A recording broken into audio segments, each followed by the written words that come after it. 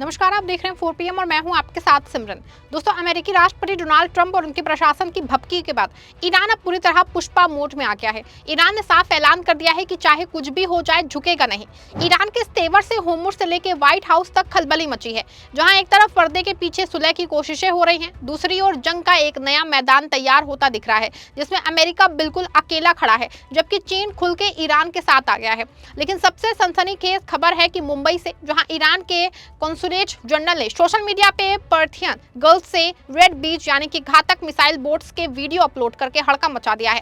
अभी तक जो दावा किया जा रहा था कि ट्रंप होर्मुज का रास्ता रोक देंगे, उस दावे को लेकर अमेरिकी सेना को जोरदार झटका लगा है। एक और पर्शियन गल्फ में ईरानी मिसाइल बोट्स की तैनाती से खलबली है, दूसरी ओर चीन अपने व्यापारिक रास्तों की नाकेबंदी को लेकर बुरी तरह भड़क उठा है। आज के इस विशेष रिपोर्ट में हम आपको बताएंगे कैसे ट्रंप की नाकेबंदी में चीन आग बबूला है और कैसे जेडी वेंस को इकोनॉमिक टेररिज्म का डर सता रहा है। दोस्तों, 16 अप्रैल की वार्ता से पहले माहौल पूरी तरह जहरीला हो चुका है। ईरान ने आधिकारिक तौर पे कहा कि अमेरिका सुलह के नाम पे सरासर धोखा कर रहा है। ट्रंप प्रशासन चाहता है कि ईरान बिना किसी पुख्ता गारंटी के अपने घुटने टेक दे और उनके 20 साल वाली अड़ियत शर्त मान ले। ईरान का कहना है कि ट्रंप की मंशा शांति की नहीं बल्कि डिप्लोमेटिक डिक्टेटरशिप की है। वो मेज पे बैठ के बात नहीं करना चाहते, बल्कि ईरान की गर्दन पे तलवार रख के अपनी शर्तें मनवाना चाहते हैं। ईरान के सुप्रीम लीडर के भारत में प्रतिनिधि अब्दुल मजीद हकीम इलाही ने अमेरिका पे गंभीर आरोप लगाया है कि वो बातचीत नहीं बल्कि अपनी शर्तें थोपना चाहता है। अयोध्या में आयोजित याद-ए-शोहदा कार्यक्रम के दौरान उन्होंने कहा कि अमेरिका का रुख शुरुआत से ही संदिग्ध रहा है। इलाही में होर्मुज को लेके अमेरिकी स्टैंड को विरोधाभासी बताया। उन्होंने कहा कि एक तरफ अमेरिका इसे खुला रखने की बात करता है, दूसरी तरफ खुद नाकेबंदी जैसी स्थिति पैदा कर रहा है। दावा किया जा रहा है कि बेंजामिन नेतन्याहू के इशारे पे ट्रंप ने समझौते को ऐसा मजाक बना दिया है कि जिस दुनिया का कोई भी खुददार मुल्क कभी स्वीकार नहीं करेगा। ईरान ने 2 टूक कह दिया है कि अगर अमेरिका की यही धौस रही तो बातचीत के दरवाजे हमेशा के लिए बंद समझे जाएं। हालांकि दूसरी ओर पूरी दुनिया में होर्मुज को लेकर सोशल मीडिया पे की गई एक पोस्ट से जबरदस्त हड़कंप मचा है। अभी तक ट्रंप जो दावा कर रहे थे कि वो ईरान के समुद्र का रास्ता रोक देंगे, उसमें उन्हें करारा झटका लगा है। मुंबई स्थित ईरान के कॉन्सुलेट जनरल ने एक्स ट्विटर पे एक वीडियो साझा किया है, जिसमें पर्शियन गल्फ में ईरान की मुकम्मल सैन्य ताकत का मुजाहिरा किया गया है। ईरान ने रेड बीच मिसाइल बोट्स की वीडियो जारी करते हुए लिखा कि जो दुनिया अभी देख रही है कि वो महज एक ट्रेलर है, असली पिक्चर अभी बाकी है। दोस्तों, आपको बता दूं कि वीडियो में जो दिखाई दे रहा है वो छोटी लेकिन बेहद मारक मिसाइल बोट्स हैं, जो समुद्र में मधुमक्खियों की तरह हमला करती हैं।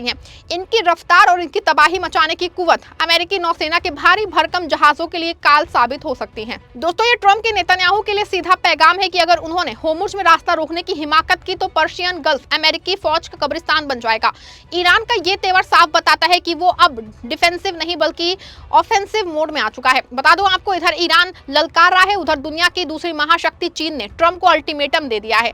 अमेरिकी नौसेना ने जो ईरानी बंदरगाहों की नाकेबंदी करने की कोशिश की है, चीन ने उसे खतरनाक और गैर जिम्मेदाराना करार दिया है।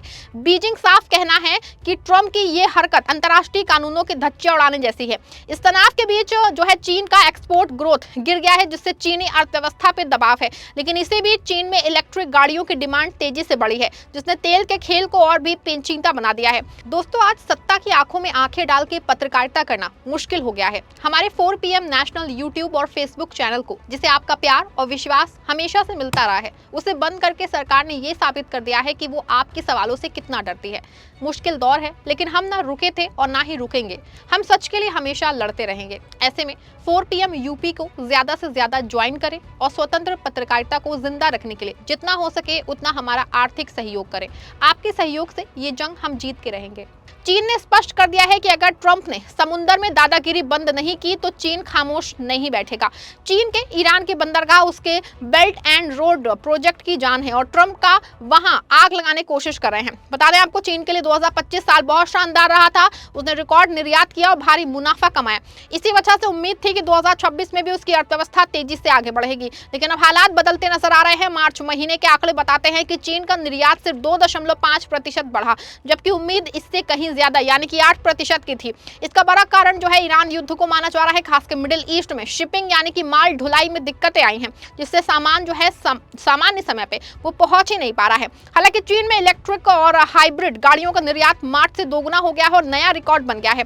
इसकी वजह है कि तेल की कीमतें बढ़ रही हैं, जिससे लोग पेट्रोल डीजल वाली गाड़ियों के बजाय बैटरी से चलने वाली गाड़ियां ज्यादा खरीद रहे हैं। इस पे चीन कड़े एक्शन में है और आलम है कि खुद शी जिनपिंग ने मोर्चा संभाल लिया है। चीन के राष्ट्रपति शी जिनपिंग ने मिडिल ईस्ट में बढ़ते तनाव को लेकर कहा कि दुनिया को ताकतवर जो चाहे वो करे वाली अराजक हालत में नहीं जाने देना चाहिए।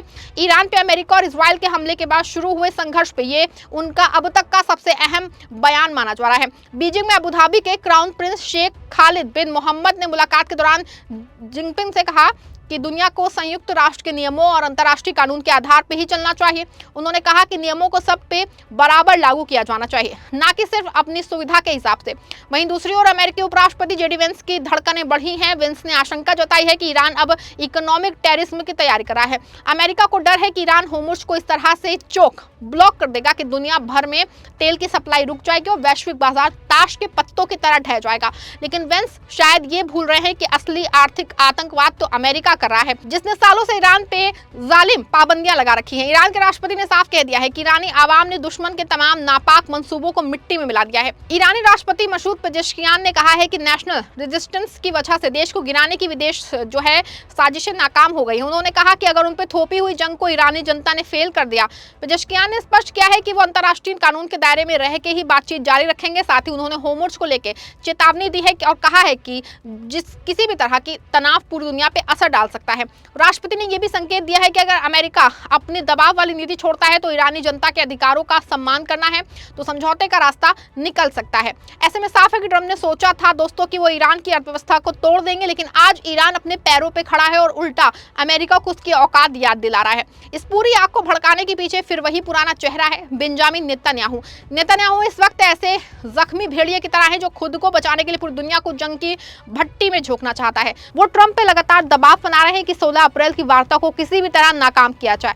जेडी वेंस अब गेंद ईरान के पाले में डालने का दावा कर रहे हैं, लेकिन हकीकत है कि गेंद हमेशा से अमेरिका के पाले में ही है और उसे अपने अहंकार से लात मार दी है ट्रंप ने। साफ है कि ईरान अब पीछे हटने वाला नहीं है और मुकम्मल तौर पे पुष्पा मोड ऑन हो चुका है।